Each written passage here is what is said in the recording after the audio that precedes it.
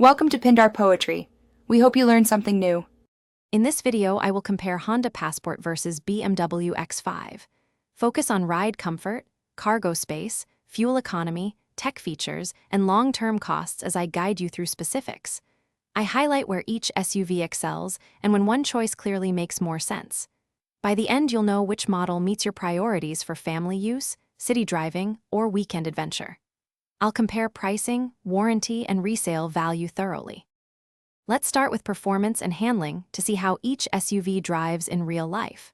The Passport's V6 offers smooth torque, while the X5's turbo motors push harder for sporty feel.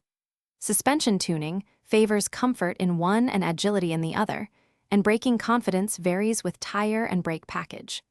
I'll point out real-world MPG expectations and towing capabilities to help you match priorities. We will compare city and highway numbers and expected service costs. Quick recommendation: if you like practical gear, try leak-proof meal prep containers that keep food fresh and prevent spills.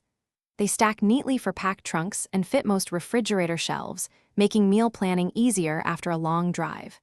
It's a small upgrade that saves time and mess.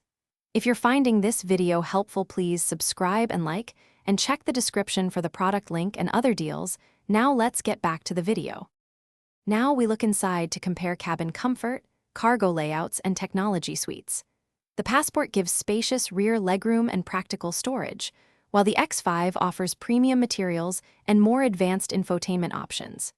Safety aids may be standard on one and optional on the other, affecting value. I will summarize ownership costs, options that matter, and final recommendations based on common buyer needs. Expect clear pros and cons to help you decide without jargon or pressure. Thanks for watching. Consider subscribing if we helped you.